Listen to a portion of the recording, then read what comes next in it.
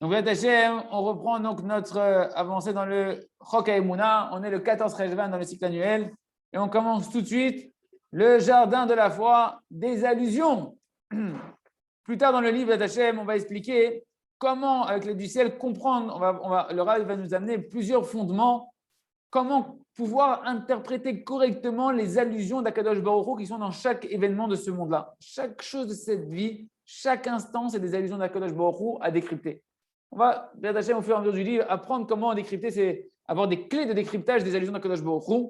Mais pour bien comprendre le chapitre qu'on est en train de faire maintenant, on va ramener rapidement quelques exemples sur ce qu'on a vu au-dessus.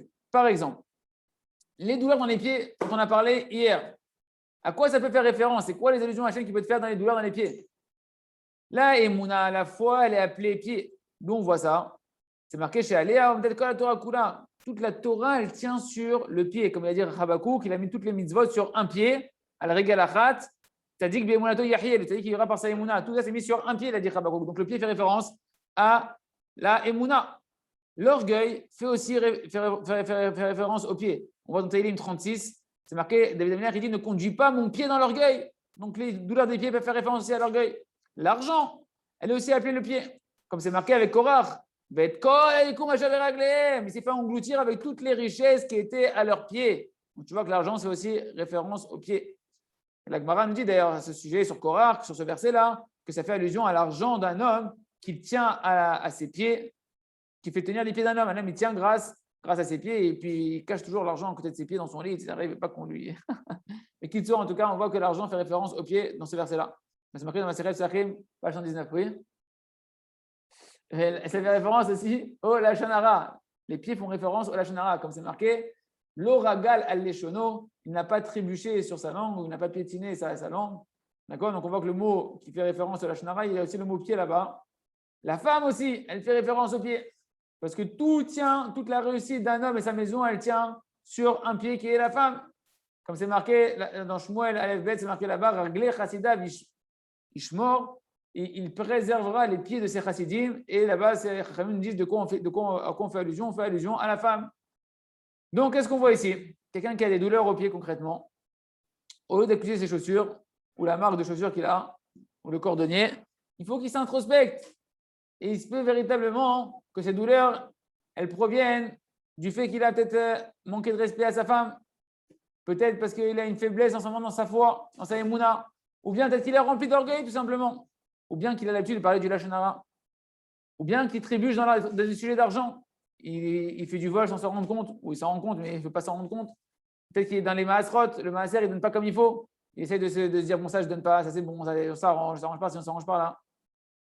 D'accord? Et donc, il faut qu'il fasse sur ce qu'il va trouver comme introspection, il devra faire le choix dessus. Si on prend maintenant un exemple sur l'argent, les pertes d'argent, ça peut faire allusion, par exemple, que la personne a trébuché un peu dans le vol, ou qu'il ne donne pas le maaser comme il faut, ou qu'il doit de l'argent, ou bien tout simplement, des fois, ça peut être qu'il doit de l'argent dans un gilgoul passé. Bon, je ne comprends pas, moi je suis naqué avec l'argent, j'ai des problèmes dans les pieds, etc. Et tout. Là, si tes souffrances, mon frère, tu l'as réparé, parce que dans le passé, tu étais un grand voleur, tu as braqué combien de banques à l'époque des westerns et tout. C'est pas où tu étais, frère. Et il couvre, Kidoum, Ba'avoda. Personne, il a des empêchements dans ses progressions, dans son travail. Dans son business, dans sa business personnel, ça avance pas. Alors, il faut savoir, comment on va interpréter ça, les allusions d'Hachem dedans? Tous les métiers du monde, tous les postes que tu peux avoir, du plus petit poste qu'il soit, comme par exemple n'importe quel poste, ils ont été fixés à Rosh Hashanah, à Rosh Chodesh Nissan. Le premier Nissan, c'est le Rosh Hashanah Lamnachim, c'est l'année des rois, et c'est là-bas qu'on va fixer ta royauté au niveau de ton travail. Et la Gemara dans Baba Batra, page 91, elle nous dit que même celui qui est responsable d'arroser les champs, eh bien ça c'est désigné à Rosh Hashanah Lamnachim, à le Aleph Nissan, depuis le ciel, c'est désigné depuis le ciel. Donc, si maintenant tu vois que tu n'as pas été choisi pour un certain poste, c'est uniquement parce que dans le ciel, on ne t'a pas choisi pour l'instant pour ce poste-là. Et ça, c'est ton épreuve à toi d'avoir la foi que tout est pour le bien. Et que ce n'est pas le directeur qui choisit quoi que ce soit. Tu ne dois pas avoir de haine envers le directeur. Tu ne dois pas être en colère sur le directeur. Tu dois continuer à l'aimer comme auparavant. Et toi, par contre, ton côté, tu dois te renforcer dans ta prière, demander à Kadosh Baruch Hu qui te donne le poste que tu désires. Et comment tu vas le demander à Kadosh Baruch Hu? De telle manière, tu vas dire maître du monde.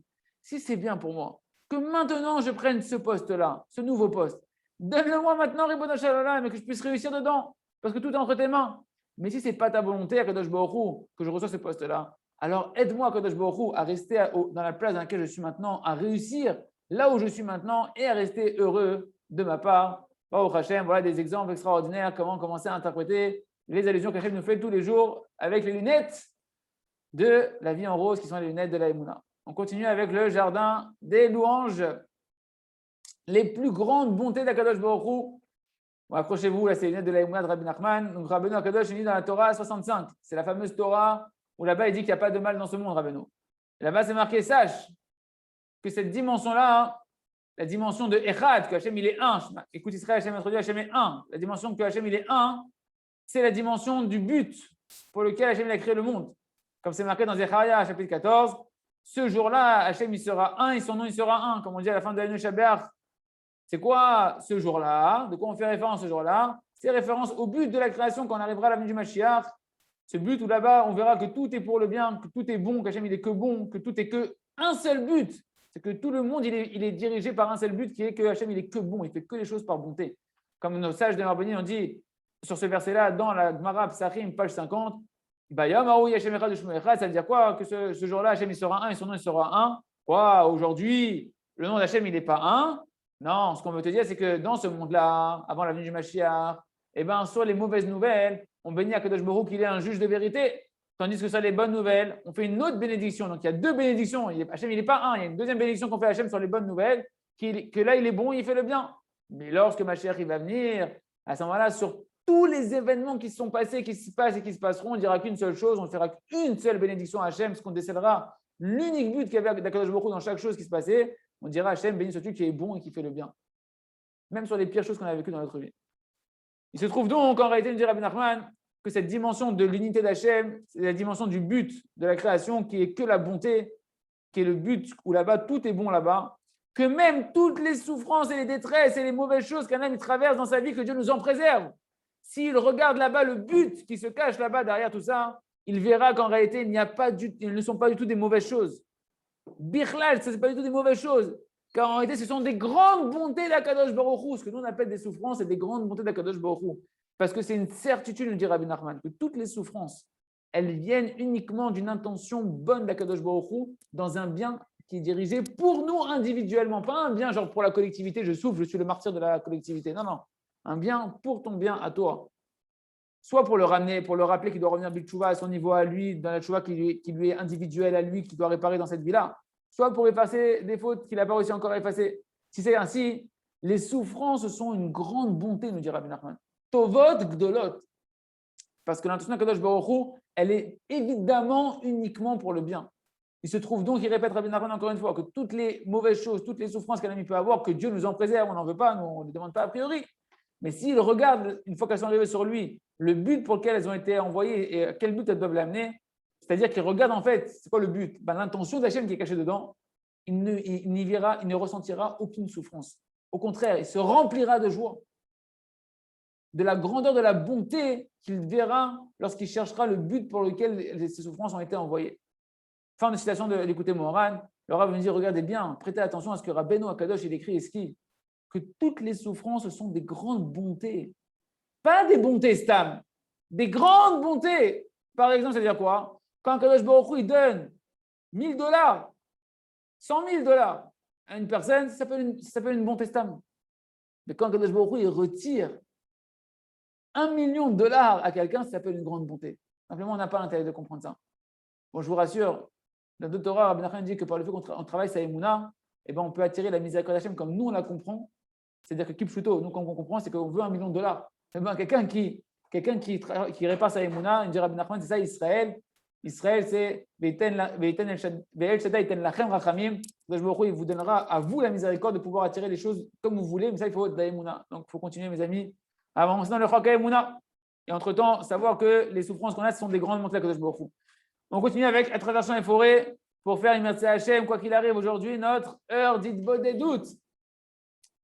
Si c'est ainsi, tous les plaisirs interdits de ce monde-là, eh ben, en réalité, on se trouve qu'un homme, lorsqu'il y renonce, eh ben, en fait, lorsqu'un homme il renonce à tous les plaisirs de ce monde-là pour faire une mitzvah, il ne perd rien du tout en réalité. Il ne fait que gagner, il est que gagnant. Tu es un gagnant. Un juif, c'est un gagnant. Il dit, non, il ne mange pas ça, il n'est pas caché. Non, il est gagnant, le juif, il est toujours gagnant. Il faut toujours apprendre des allusions de tout ce qu'on a vu, les amis. Donc maintenant, on a déjà la moitié du Cheshbon HaNefesh. Et cette mitzvah, kloum. Qu'est-ce que tu perds d'une mitzvah? Tu perds rien du tout. Il n'y a aucune perte en faisant une mitzvah. Maintenant, il faut faire la deuxième partie du Cheshbon HaNefesh. C'est quoi le mérite de faire une mitzvah? Qu'est-ce que tu gagnes à faire une mitzvah? Parce que c'est marqué que tu dois mettre en face la perte d'une mitzvah par rapport à ce que tu gagnes à faire une mitzvah. Eh bien, le mérite de la mitzvah, il n'a pas de limite, mes amis. Non seulement dans le monde futur, mais déjà dans ce monde-ci. Un homme qui commence à faire les mitzvahs en faisant Cheshbon HaNefesh, c'est quoi il va chercher à apprécier, à qualifier, donner de la qualité à ses mitzvot. Il va se rendre compte que ça lui rend une vie qui est belle dans ce monde-là par le mérite de ses mitzvot et qu'il a un plaisir extraordinaire dans chaque mitzvah qu'il fait. La suite de l'introspection, c'est par rapport au Averot. Vous avez dit la Gemara. Regarde qu'est-ce que tu gagnes d'une Avera par rapport à ce que tu perds à faire une Avera. Et tout homme qui va faire une bonne introspection comme il faut, eh ben, il va se rendre compte que concrètement, qu'est-ce qu'il gagne d'une Avera? Il va voir que clairement, il ne gagne rien d'une Avera, d'une faute. Parce qu'en réalité, lorsqu'on fait une Avera, il ne te reste rien entre les mains, comme on a vu l'exemple de Rabbi Nachman hier. Il ne te reste rien entre les mains, si ce n'est l'amertume et l'obscurité qui t'entourent après, que tu deviens qui comme ça, tu deviens un mort-vivant, une race ambulante. Adam, Rak, Messapek et Tadimion, un homme, il fait que en réalité satisfaire ses fantasmes. Mais concrètement, il ne lui reste rien du tout. Il lui reste que du vide entre les mains. Et la suite du Cheshbon HaNefesh, qu'est-ce que tu gagnes? Qu'est-ce que tu perds? Qu'est-ce que tu perds à faire une Avera? Mais quelle perte énorme! Non seulement dans le monde futur, où là-bas, tu vas devoir rendre des comptes là-bas, et tu vas être puni là-dessus, que Dieu nous en préserve. Mais déjà dans ce monde-là, tu perds tout le noram, toute la douceur, tout le plaisir du lien avec Akadosh Baruch Hu, qu'il n'y a pas de plus grande perte que ça, de perdre le plaisir d'être proche d'Akadosh Baruch Hu. C'est pour ça que la raison principale qui amène un homme à se tromper dans son chemin et à s'éloigner d'Hachem, c'est parce qu'il est loin du Cheshbon HaNefesh. Il ne fait pas ces comptes-là tous les jours. Du coup, le Rav me dit, on a un principe fondamental, un klal. Celui qui est proche du Cheshbon HaNefesh, de l'introspection quotidienne, il est proche d'Hachem. Celui qui est loin du Cheshbon HaNefesh, eh ben, il est loin d'Hachem. Il peut étudier la Torah, il ne fait pas Cheshbon HaNefesh, il est loin d'Hachem. Il ne faut pas avoir peur de le dire. Derrière la Torah, le chemin de la Torah, c'est un chemin qui donne à l'homme une vie belle. Ça lui donne, s'il apprend la vraie Torah, quand on a Cheshbon HaNefesh, on peut avoir une vraie Torah qui t'amène Shlom Bayit, la paix conjugale, des enfants bien éduqués, une parnassa tranquille dans la droiture. Il a pour prochain des projets spirituels constamment extraordinaires, Shabbat, les fêtes. Cet homme-là, il est tout le temps intéressé de pouvoir étudier des choses nouvelles. Il est toujours en quête de savoir de comment connaître Hachem encore dans la Torah, les merveilles de la Torah. Bekitsour, la Torah, c'est le chemin pour une vie belle, véritablement, dans ce monde-là. Tandis que le chemin que ce monde-là, il veut proposer avec ses plaisirs et ses avérotes que Dieu nous en préserve, en réalité, c'est un chemin idiot. C'est un chemin qui laisse un homme vide. C'est un chemin qui est rempli de ruses. On t'a promis monts et merveilles. Et au final, tu te retrouves qu'on t'a arnaqué et que tu n'as rien reçu du tout et que tu repars les mains comme tous les morts, les mains ouvertes, et tu laisses tout ici. Et en fait, même ici, tu n'as rien pris. Il se trouve donc qu'en réalité, on comprend clairement que c'est seulement celui qui prend le temps tous les jours de faire Cheshbon Nefesh qui peut être sauvé de toute l'arnaque et de tout le mensonge de ce monde-là et pouvoir véritablement mériter une vie douce dans ce monde-là et de sentir le noram, la douceur de la vie de la Torah. Et Ratson, qu'on passe aujourd'hui notre journée avec un Cheshbon HaNefesh et tous les jours de notre vie, merci Hachem, nous, nos descendants et tous les descendants d'Israël. Amen. On continue avec le jardin de la sagesse, un intellect droit et précieux. On voit en réalité que toutes les erreurs de notre ami le philosophe, le Chacham, elles proviennent toutes en fait du fait qu'il a abandonné la Emouna. Il est parti. C'est quoi abandonner la Emouna? C'est pas compliqué. Hein. C'est aller après son intellect personnel, sans l'associer à Kadosh Baruch Hu. Parce que, écoutez bien, l'intellect humain, individuel de chacun, même du plus grand des génies, même de Einstein, même de Aristote. Voilà, le bon exemple, c'est Aristote. Aristote, dans la Gemara ramène Aristote. Tant que cet intellect-là, il n'est pas assujetti à la Emouna, tout ce qui est en train de faire bouger les neurones à l'intérieur, c'est quoi? C'est cet avot. Il fait bouger ce super cerveau extraordinaire qu'Hachem lui a donné, où il y a la Neshama là-bas, pour ses plaisirs personnels. Et au contraire, la plupart du temps, on se rend compte qu'un homme, il va travailler ses neurones uniquement pour pouvoir se trouver des permissions de s'autoriser des plaisirs interdits. Non, mais ça, c'est permis parce que ceci, parce que cela. Mais non, mais ça, c'est pas interdit. Il ne faut pas être extrémiste, c'est machin. Et un bonhomme, il peut arriver à la pire des avérotes. Comme il dit dans la première Torah du Écoute Moran, Rabbi Nachman de Breslev, par le fait qu'il s'est torturé l'esprit pour arriver à s'autoriser les choses. Tandis que celui qui va maintenant assujettir son esprit à l'intellect de la émouna, de la foi, il reçoit un intellect précieux, extrêmement droit, extrêmement précieux. Au contraire, il va pouvoir assujettir son esprit, l'utiliser dans la Gdusha pour pouvoir se renforcer sur les plaisirs, pas s'autoriser des plaisirs, se renforcer dessus, sur les plaisirs interdits de ce monde-là. Et pouvoir monter du monde de l'imaginaire au monde de l'intellect pur de la vérité. Et je trouve donc que toutes les erreurs de notre sage, de notre contre ici, proviennent d'un manque de Emouna, qui ne se pose même pas une fois la question qu'est-ce que Hachem veut de moi, c'est quoi le but de ma vie. Et c'est ça en réalité toutes les erreurs de ce monde-là, que tout le monde il se dise moi c'est bon, j'ai trouvé c'est quoi ma vie, je me suis fait ma vérité, moi le monde futur ça ne m'intéresse pas, comme ça, le monde futur ça ne m'intéresse pas, laisse-moi kiffer ce monde-là, on vit qu'une fois mon frère, laisse-moi tranquille, etc. Et dès que ces personnes-là, tu les vois que Chaz Shalom, que Dieu nous en préserve, que ça reçoit aucun Jam Israël, il tombe dans une maladie, dans une faiblesse, qu'il a un problème de dette, une certaine détresse, toutes leurs ambitions, tous leurs rêves de ce monde-là, toute leur tranquillité qui te vendait, elles tombent, ils perdent toute leur vitalité, ils sont désemparés. Mais lorsqu'un homme il vit avec un lien, mamash, toujours dirigé avec la volonté d'Akadosh Baruch Hu, alors constamment il se pose la question tous les jours, qu'est-ce que Hachem veut de moi? Et celui-là, il vit une vie belle, une vie qui est douce et heureuse. Et même lorsque Dieu nous en préserve, lui arrive une détresse ou un manque dans sa vie, il le rattache tout de suite au but pour lequel il a été créé, à la Emouna, et il traverse ce monde-là dans la paix. Yeratzon, Sheniske, Liot, Tamim, Kmo Atam Akadosh. Et on continue avec le Sefer Or Kadash. Din Vecheshbon, on continue notre machal d'hier, vous vous rappelez, les Gdolé du Ham Israël, ils ont ordonné d'aller à la Tzeret, au rassemblement de la prière pour adoucir toutes les rigueurs. Et un, il a été empêché par sa femme, l'autre, il a été empêché parce qu'il est enfermé dans la chambre, l'autre, il a été empêché parce que son père, il n'était plus mon fils et tu vas là-bas, l'autre, il n'avait pas d'argent, etc. Toutes sortes de réponses. L'autre, il s'est endormi parce qu'il était fatigué. Toutes sortes de réponses qui les ont empêchés d'arriver au final à destination de ce que spirituellement ils devaient faire. Ouman Rosh Hashanah, entre parenthèses, c'est glissé. Koulan Yagul Hashamayim et Shalom. Tout le monde arrivera là-haut, on leur posera la question. Pourquoi tu n'as pas écouté les Gdolé Ador, les grands de la génération? Pourquoi tu ne t'es pas associé au rassemblement à cette prière extraordinaire qui était importante et vitale pour l'humanité entière? Et chacun il va raconter ses histoires. Il va raconter son histoire. Et dans le Beddin céleste, on va lui dire Mamash, Atat Sodek, ton histoire, elle est vraie. Tu as raison, tu avais des empêchements, on a des caméras. Hein, tes yeux, c'est des caméras. Tes yeux, c'est des caméras. Les murs, c'est des caméras. Tes yeux, c'est des caméras. On va voir dans tes yeux. Mamash. Tes oreilles, elles nous disent Mamash, ce que tu dis, c'est la émettre. Tout ce que tu dis, c'était vrai. On a vu dans les vidéos célestes là-bas, ton père, il t'a empêché, ta femme, elle t'a empêché. Tout ce que tu dis, c'est vrai. Mais, ils vont te laisser une question à la fin. Pourquoi tu n'as pas continué à désirer y aller? Parce que dans le ciel, ils vont nous montrer à chacun, les yeux dans les yeux, 1 + 1 = 2, ils vont nous montrer la vérité des vérités. Que même tes amis là-bas, qu'eux, ils sont arrivés à la Tzeret, qui sont arrivés au rassemblement là-bas, eux aussi, ils avaient des empêchements. Et des fois, il y en a qui avaient des empêchements beaucoup plus grands que toi. Mais eux, c'est quoi la différence? Ils ont continué à vouloir, ils ont continué à désirer et ils sont arrivés. On va dire à Réhouven, toi, au moment où ton père il t'a dit là, que tu ne peux pas aller à la Tzeret, qu'est-ce que tu as fait? Je t'ai découragé. Tu as abandonné ta volonté. Mais regarde Gadi. Hein, Gadi, son père, il l'avait enfermé dans la porte.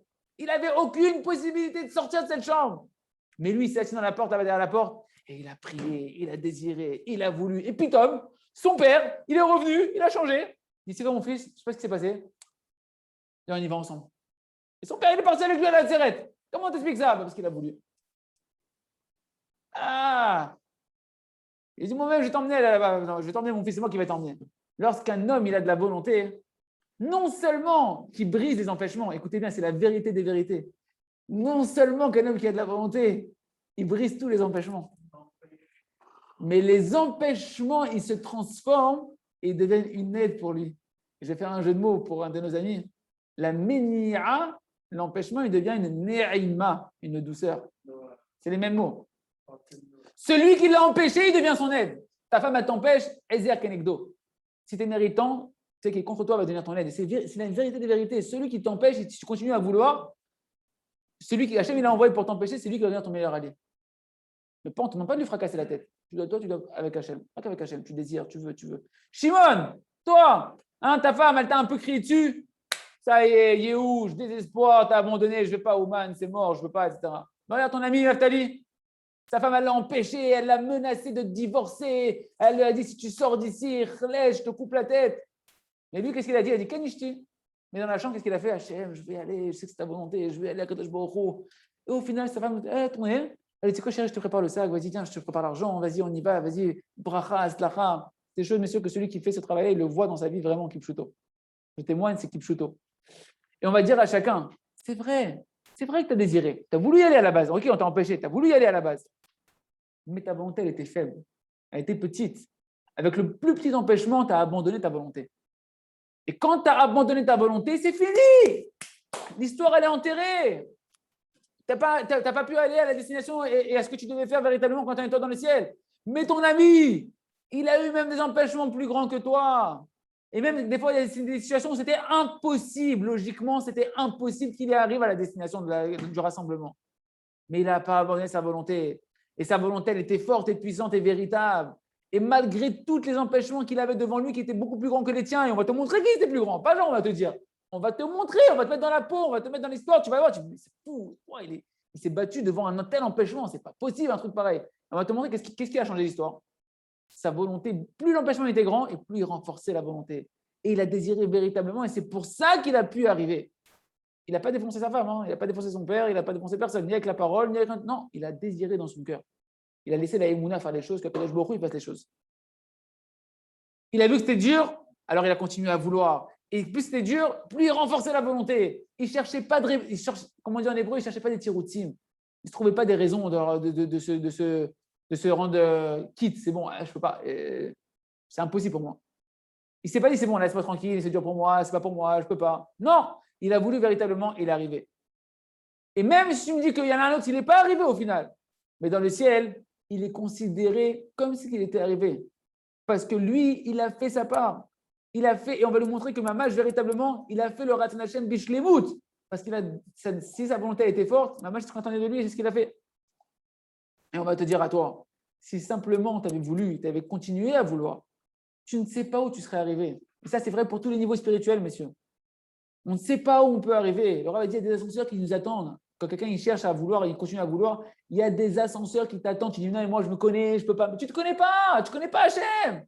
Tu ne connais pas les Tadikim, tu ne connais pas la Torah. Tu as des ascenseurs, des ascenseurs qui te montent en 30 secondes à l'Himalaya. Tu vois, l'Himalaya? C'est beau ici, je suis tout en haut. Oui, mais ça, c'est la force de la volonté. Tu ne sais pas où tu aurais pu arriver. On va te montrer dans le ciel où tu aurais pu arriver. Et même si tu n'étais pas arrivé, concrètement, il n'y aurait aucune accusation dans le ciel. Parce que ta part, tu l'as fait, c'est ta volonté. Et tu aurais reçu une récompense totale, parfaite. Comme si tu étais véritablement arrivé à la tirette là-bas au rassemblement. Et même encore plus que celui qui est arrivé. Même si tu n'es pas arrivé, si tu as vraiment voulu, tu as fait tout jusqu'à la fin. Dans le ciel, tu seras considéré encore plus que celui qui est arrivé. Pourquoi? Écoutez bien ce klal extraordinaire. Car le niveau de celui qui n'est pas arrivé, mais qui a voulu de toutes ses forces à faire le Harassana Kadosh Baruch Hu, il est beaucoup plus grand que celui qui est arrivé concrètement à faire la Kadosh Baruch Hu, mais qui l'a fait avec un peu de volonté. Donc ne commence pas à te décourager de regarder un tel et un tel et un tel. Il n'y a que Hachem qui voit les cœurs. Et toi, tu dois être entier avec toi-même. Que toi, ta part, tu l'as fait ad assof. Jusqu'à ce que c'est fini, la tzara, elle est passée. Ok, moi, je ne peux plus vouloir. Ok, c'est ça. Alors, je suis les simra de pas, que je ne vais pas laisser partir. Mais jusqu'à la dernière seconde, tu dois toutes tes forces. Et ne te demande pas comment c'est possible, c'est pas possible. Non, moi, on me demande de vouloir. Hachem, lui, tout est possible pour lui. Et comme on l'a dit au-dessus, non seulement que celui qui tient la volonté, il n'y a pas d'accusation sur lui dans le ciel à 120 ans, mais non seulement on le juge comme ça dans sa vie de tous les jours, sur ta volonté, dans ta vie de tous les jours, on te juge dans le ciel. Ça veut dire quoi? Que déjà dans ce monde-là, tu vas être méritant. Dans ce monde-là, tu n'auras pas de rigueur sur toi. Ça veut dire quoi? Tu vas avoir de la haslacha dans ta vie, tu vas avoir de l'aide d'Hachem dans ta vie. Par contre, quelqu'un qui ne veut pas, alors celui-là, il y a des accusations dures sur lui dans le ciel, parce qu'on lui dit, mais pourquoi tu ne veux pas? Vouloir, tu peux, pourquoi tu ne veux pas? C'est pourquoi dans ce monde-là, déjà, il se sent mal, il se sent amer, il a des souffrances, il a des difficultés, parce qu'il ne croit pas en lui, il ne croit pas en Hachem, il ne croit pas dans sa volonté, il ne croit pas qu'Hachem, il attend de lui que la volonté. Et à plus forte raison que quand il va arriver à 120 ans, que si une personne s'est découragée dans sa volonté, qu'elle a abandonné sa volonté et qu'il n'a pas réussi, alors sur ça, on va lui dire que tu es très coupable d'avoir abandonné ta volonté. C'est pour ça que Rabbi Nachman il dit En Yehush Ba'olam Klal, que le plus grand danger, c'est le Yehush. Et sur ça, on va te jeter dans le ciel. Tandis que le deuxième, même s'il avait des grands empêchements énormes, mais au final, il n'a pas réussi. Mais il a voulu, et bien lui, il sera marqué comme Zakai, comme quelqu'un qui est innocent, parce que sa part, il l'a fait, Chazak, Ben Trazek, c'est d'accomplir ce qu'on a dit, et qu'on puisse avoir le scroll de continuer demain, merci Hachem. Kol Touv!